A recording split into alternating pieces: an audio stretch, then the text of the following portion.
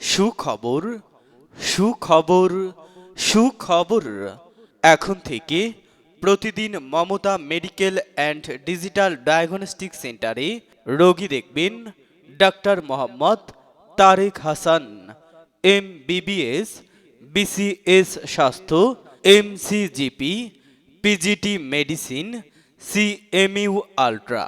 হ্যাঁ, ডাক্তার তারেক হাসান যে সমস্ত রোগের চিকিৎসা করবেন, মেডিসিন, ডায়াবেটিস, হাঁপানি, যক্ষ্মা, উচ্চ রক্তচাপ, বাত ব্যথা, চর্ম যৌন, অ্যালার্জি, মা ও শিশু রোগী দেখবেন।